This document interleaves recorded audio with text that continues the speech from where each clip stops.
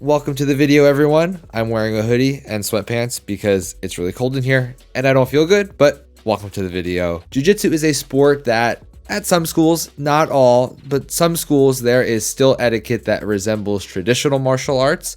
Today, I'm going to look at 10 pieces of Jiu Jitsu etiquette and tell you why some of them are really stupid, some are okay, and one or two that I agree with. Something that we should all agree with is that you shouldn't have to spend a fortune on Jiu Jitsu apparel, and that's where EpicRollBJJ.com comes in, and where I can come in and give you an extra 15% off your order with the code podcast15. You can get 15% off gis, rash guards, t-shirts, fight shorts, hats, joggers, hoodies, and more. And whether you're on the mat or off, Epic Roll will have you looking your best, and their stuff is made by grapplers for grapplers, so it's going to perform as well as it looks. Give Epic Roll a follow on Instagram at EpicRollBJJ, and make sure you tag them when you're wearing your new stuff, and they might just give you a repost.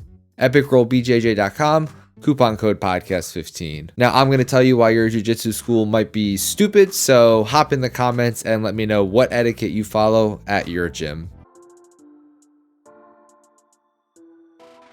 We will start this list with some of the most popular rules and etiquette that I know schools follow, and I think one of the most prevalent ones is lower belts not asking higher belts to roll. I think this boils down to the way in which the request is made, and if it's approached like a challenge, then yeah, that's not ideal. But people make way too much out of this. First of all, a higher belt can always give a polite "No thanks, I'm actually going to roll with blah blah blah this round," or "No thanks, I'll get you next time." Taking a request to roll by a lower belt as some kind of an insult is pretty silly to me. One of the best way for lower belts to improve their jiu-jitsu is by rolling with higher belts, and refusing to let that happen just means you're refusing to let lower belts get better. I'm not saying that higher belts have to exclusively roll with lower belts, or that they can't turn them down if they're trying to get rounds in with specific partners in mind.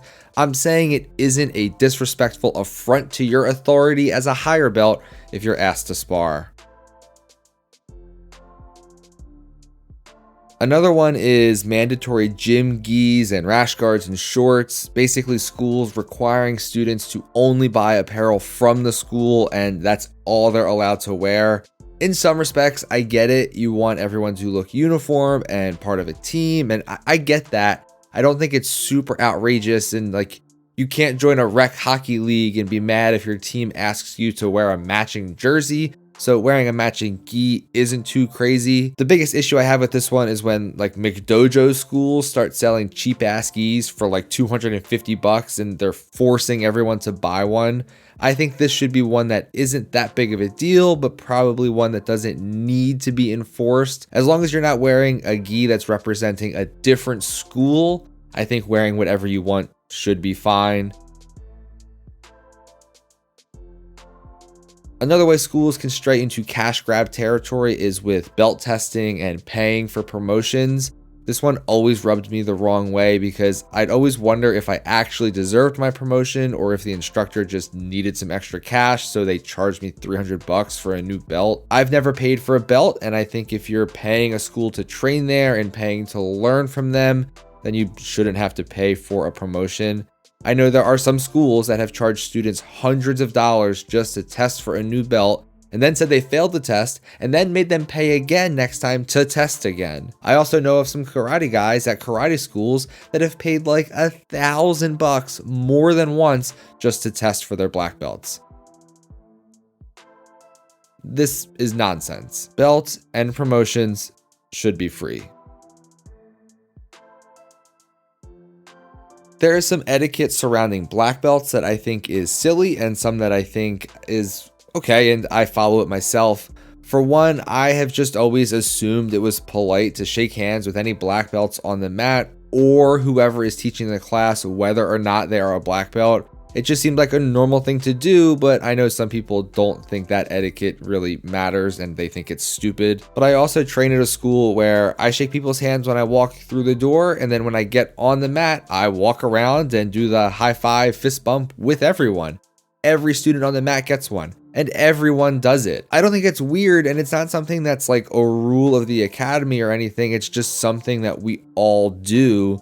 I get why people don't want to be forced into shaking hands, but it's really not a big deal to me. I know some people get weird about calling black belt instructors professor or master. For me, master is weird. It just hits my ear wrong, and fortunately I've never met anyone who asked me to call them that, and I probably wouldn't if they did. I would just avoid addressing them as anything. Professor I get not wanting to use because in the United States, professor is like a college professor, and the translation doesn't really work and it doesn't really match what we think of as a jiu-jitsu professor, but I still say it. I also call instructors by their first name because that's just the culture where I train, and no one is yelling at people for not saying professor. If your instructor wants to be called professor, I don't think it's that weird. If they want to be called master, it's just strange to me. I know they're very similar things, and it's weird for me to be okay with one and not the other, but I still don't dig the master thing. At some schools, if you don't bow before entering or exiting the mat, it is a big deal and people get really mad. People think you should respect the mat and all that, but it's not sentient. It doesn't know if you bowed or not. If you want to respect the mat, keep it clean, and we'll do more on that one in a minute. But again, if your school makes you do it, then do it. It seems outdated to me, but I know a lot of places still like this etiquette. And if you're trying to respect the idea of the class or the environment of learning, it seems more reasonable to be respectful of the other students and whoever is teaching, and just show up and train hard and respect the class in that way. Bowing before you get on the mat doesn't really do anything for anyone except the mat, who isn't a real person. Since we're talking about bowing to an instructor when you line up before or after class, okay, cool. Not a weird thing to do. Bowing to a picture of Elio or Carlos Gracie that's hanging on the wall, now I'm getting cult vibes. Again, you can show respect to these guys, but they're not there. It's just not a normal thing to do. The only way I'm bowing to a photo is if it happens to be directly behind the instructor and everyone else assumes we're bowing to the photo, but in my head, I'll know that's not for you, Elio. It's just weird, I think. When it comes to mopping the mats, I've always just never minded doing it. I know a lot of places have lower belts mop the mats since they mopped the mats when they were lower belts, and in a few years, the new crop of lower belts will do the mopping when the current lower belts aren't lower belts anymore. I also know some people really hate the idea of mopping the mats when you're paying a place for their service, so why can't they mop? I don't know, it just seems like not a big deal to me, and 3 to 4 people taking care of the mats can get it done a lot quicker than 1 or 2 instructors, so why not just help out? If I go to a restaurant and my kids make a huge mess on the floor, I could totally just say, well, I'm paying to eat here so they can clean it up. Or I could just not be a scumbag and clean the mess up myself since, you know, that's the right thing to do. Mopping doesn't seem like a big deal to me. Some schools are super strict about things like leaving the mat without permission and getting water and stuff like that. Personally, I think I'm a grown adult, and if I need a drink of water while we're sparring, then I'm gonna go grab a swig. I know people who have visited other gyms and gotten screamed at by instructors there because they dared to get a sip of water in between sparring rounds without asking first. I can't imagine caring that much about whether or not someone else needs a drink.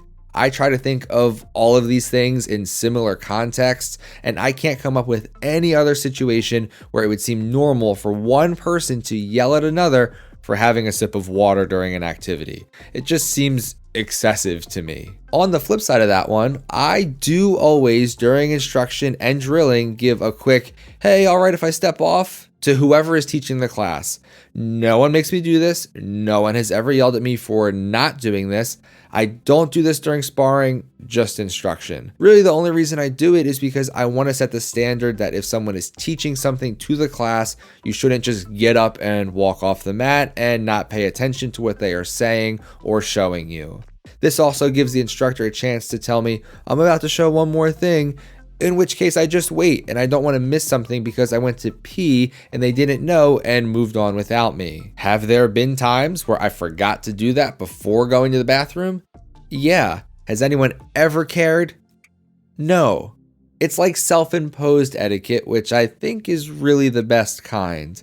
Like all of the things on the list today, I think this just boils down to not being a dick. If what you're doing means you're being a dick, then don't do that thing. I am sure that you agreed with some of the things I said and hated some of the things that I said, so please let me know down in the comments what etiquette your school follows, and let me know if there's anything I didn't mention that you think we need to do away with. Thank you so much for watching the video, especially if you made it all the way to this point and the end. There are a few more videos on screen. I think there's one right here and there might be one over here. I think you should click on those next and watch them, and I will see you all next time.